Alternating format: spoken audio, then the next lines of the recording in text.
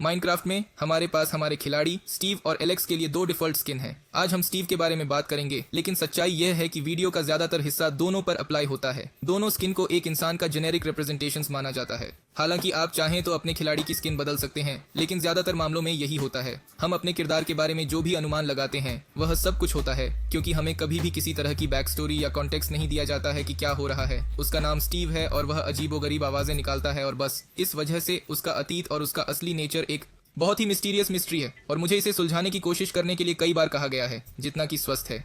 लेकिन मुझे लगता है कि मेरे पास आखिरकार एक सार्थक सिद्धांत है।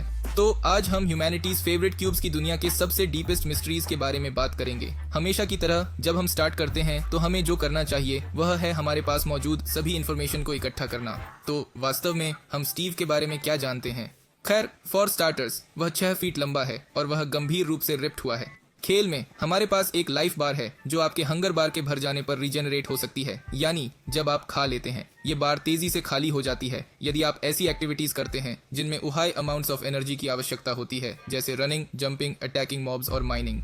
दूसरे शब्दों में स्टीव के पास स्लो रीजनरेशन पावर्स हैं, प्रोवाइडेड उसने अच्छा लंच किया हो, बेशक, और वह थक भी जाता है। वह अपने नंगे हाथों से बहुत सारे ब्लॉक तोड़ सकता है, जिसमें पेड़ के तने भी शामिल हैं। उसे जीवित रहने और अपनी दुनिया द्वारा प्रदान की जाने वाली मटेरियल्स के साथ क्या कर सकता है, इसका बहुत अच्छा ज्ञान है और वह arrow shots, explosions and falls के प्रति काफी रेजिस्टेंट है, या कम से कम वह औसत मानव की तुलना में उन चीजों के प्रति अधिक रेजिस्टेंट है। वह जानता है कि दूसरे डायमेंशंस के लिए पोर्टल कैसे बनाए जाते हैं और उनके रिसोर्सेज का उपयोग कैसे किया जाता है। साथ ही वह ऐसी जगहों पर बहुत ज्यादा अमाउंट्स में मटेरियल्स ले जा सकता है जहां हम कभी नहीं देख सकते। इन सब के बावजूद स्टीव मर सकता है और चोटिल हो सकता है। हालांकि वह हमेशा वापस आ जाता है, लेकिन हम इस बारे में थोड़ी देर बाद बात करेंगे। तो स्टीव बेसिकली एक चलता फिरता ओल्ड स्पाइस कमर्शियल है जो जीवन को थोड़ा कॉम्प्लिकेटेड बना देता है। लेकिन इसका मतलब यह नहीं है कि इंटरनेट ने नेचर के इस अबोमिनेशन को किसी तरह के लॉजिक में फिट करने के लिए वंडरफुल थियोरीज नहीं बनाए हैं, और हम सबसे इमेजिनेटिव थियोरी को पढ़कर शुरू करने जा रहे हैं जो मुझे मिल सकता है। यह थियोरी सबसे अच्छे तरीके से शुरू होता है कि स्टीव एक ऐसा व्यक्ति था जिसे एलियंस ने किडनैप्ड कर लिया था। ह्यूमन इंजेन्युइटी के इस एक्सपेरिमेंट के अनुसार एलियंस ने स्टीव पर प्रयोग किया, super strong and super resilient बन गया, और जब उन्होंने स्टीव की सेना बनाने के लिए उसका क्लोन बनाया तो प्लेनेट अर्थ पर एक न्यूक्लियर वॉर हुआ। ये वॉर सभी मनुष्यों को मार देगा और स्पेस स्टेशन सभी स्टीव के साथ अर्थ पर क्रैश हो जाएगा। कुछ लोग समय के साथ स्केलेटन्स एंड ज़ॉम्बीज बन जाएंगे और विलेजेस की लार्ज सिविलाइजेशन को मिटा देंगे, उन्हें स्मॉल विलेजेस में स्कैटर देंगे। लाखों वर्षों के बाद स्टीव का राइज होता है, वीडियो गेम शुरू होता है। आप सोच रहे होंगे कि मैं आपको फैन फिक्शन और दही में डूबी 3 किलो बीन्स खाने से होने वाले बुखार के सपने के बीच यह अजीबोगरीब क्रॉस क्यों बता रहा हूँ, और इसका कारण सिंपल है। तो आप इंटरनेट पर मौजूद 99% ऑफ थियरीज की सीमा का अंदाजा लगा सकते हैं, और यह स्पेसिफिक मिस्ट्री इतना इल्यूसिव क्यों हो सकता है। सच्चाई यह है कि ऐसे मीरियड वेज हैं जिनसे हम आपको बता सकते हैं कि स्टीव कहाँ से आया था, लेकिन उनमें से कोई भी वास्तव में बैड फैन फिक्शन से आगे नहीं जाता है। इसलिए यूजुअली वे क्रेजी थ्योरीज उस यूनिवर्स के साथ अच्छी तरह से फिट होने की परवाह नहीं करते हैं जिसके बारे में हम बात कर रहे हैं, क्योंकि सच्चाई आमतौर पर मजाक से पैदा होती है। लेकिन हमारी पॉपुलर कल्चर में सबसे रिडिकुलस चीजों को सीरियस से लेना मेरा काम है, इसलिए आज हम इस बात का अच्छा जवाब देने का एफर्ट करेंगे। पहला थियरी जो मुझे मिला जो इस मामले में कुछ लॉजिक लाता है वह बहुत ही इंटरेस्टिंग है कि स्टीव कर्स्ड है। ये वीडियो गेम के बहुत से पहलुओं को समझाएगा कि क्यों स्टीव खेल की शुरुआत में सिविलाइजेशन से दूर एक डेसोलेट एनवायरनमेंट में फंस जाता है, और यह भी समझाएगा कि क्यों हर रात उस पर ज़ॉम्बी, जायंट बग्स और जो भी क्रीपर्स होते हैं हमला करते हैं। लेकिन स्टीव जैसे इंसान अब नहीं रहे, या कम से कम जीवित तो नहीं रहे, इसलिए यह असंभव लगता है। बेशक यह ध्यान में रखते हुए कि स्टीव को कर्स्ड होने और सिविलाइजेशन से एग्जाइल्ड होने के लिए हमें एक एग्जिस्टिंग सिविलाइजेशन की नीड है। यह हमें इस स्क्वायर कैरेक्टर के बारे में सबसे पॉपुलर थियरी पर लाता है कि स्टीव एक देवता है। यह बहुत सी चीजों को समझाएगा। वह किसी भी तरह की इंजरी से कैसे ठीक हो सकता है, वह कैसे डिमेंशंस के बीच ट्रैवल कर सकता है और मूल रूप से न्यू रियलिटीज क्रिएट कर सकता है, मैनिपुलेट रियलिटी कर सकता है, जीवन बना सकता है, kill a cow with his fists, और हर बार मरने पर फिर से जीवित हो सकता है, फंक्शनली रूप से इमॉर्टल होने के नाते। ऐसे लोग हैं जो इस थ्योरी को और भी आगे ले जाते हैं, यह कहते हुए कि आप हमेशा सरफेस पर रीबर्थ लेते हैं। यह इस बात का सबूत है कि आप बंकर या किसी और चीज में नहीं थे, बल्कि जीसस की तरह स्वर्ग से उतरे थे, और यह कि जीसस की तरह आपके पास रेजरेक्शन की वंडरफुल पावर है, लेकिन 3 दिन की वेट के बिना। साथ ही वह बेहद मजबूत है और उसकी आंखें वायलेट हैं, जो कि अजीब है। और जबकि हम वीडियो को यहीं छोड़ सकते हैं और कह सकते हैं कि इसे छोड़ो, स्टीव मकई और चूरो ग्रीस के मायन देवता हैं। सच्चाई यह है कि मुझे यह थ्योरी बहुत अनसेटिस्फाइंग लगता है। मुझे नहीं पता, ये इतना फिट नहीं बैठता। क्यूब्स से बनी दुनिया में, जहां फ्लोटिंग आइलैंड्स, जायंट मशरूम्स, दूसरे डिमेंशंस के पोर्टल, डरावने ज़ॉम्बी और 3 सिर वाले जानवर हैं जिन्हें क्यूब्स को मिलाकर बुलाया जा सकता है, एक देवता निश्चित रूप से थोड़ा अधिक शक्तिशाली होना चाहिए, है ना?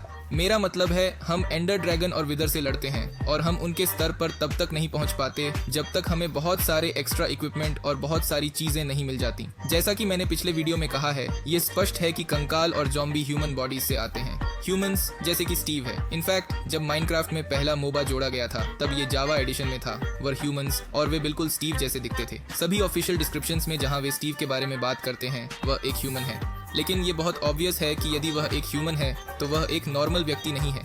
एक और थियरी है जो मुझे बहुत पसंद है और ये सब इस फैक्ट के साथ फिट बैठता है कि स्टीव मानव है या ऐसा ही कुछ। जैसा कि हम पहले ही देख चुके हैं, स्टीव द्वारा खुद को भेजी जाने वाली सभी पागल क्षमताएं यह संकेत देती हैं कि वह एक देवता है, एक ड्रैगन बॉल स्टाइल एंड्रॉइड या कुछ और, लेकिन उसे अभी भी भोजन की आवश्यकता है और किसी भी सामान्य मनुष्य की तरह उसे अपच हो सकती है। उसकी कई शारीरिक क्षमताएं भी एक औसत मनुष्य की सीमा के भीतर हैं। वह 6 फीट लंबा है, जो काफी औसत है। यदि वह गति के साथ आता है तो वह 4 मीटर की दूरी तक कूद सकता है और दौड़ते समय उसकी गति 5.2 मीटर प्रति सेकंड होती है, बहुत औसत दर्जे का। लेकिन अगर उसके नीचे थोड़ा पानी हो तो वह किसी भी तरह की गिरावट से बच सकता है। और एक छोटी सी बात यह है कि वह अपने प्रदर्शन को थोड़ा भी प्रभावित किए बिना अपने ऊपर 2304 क्यूबिक मीटर सामग्री ले जा सकता है। इसके अलावा वह एक मास्टर पेंटर, एक कुशल लोहार है, चमड़े के कवच बुन सकता है और सिल सकता है, विशाल औद्योगिक परिसरों के उपयोग के बिना कच्चे हीरे को कवच और हथियार में बदल सकता है और एक मास्टर इंजीनियर भी बन सकता है। ओह,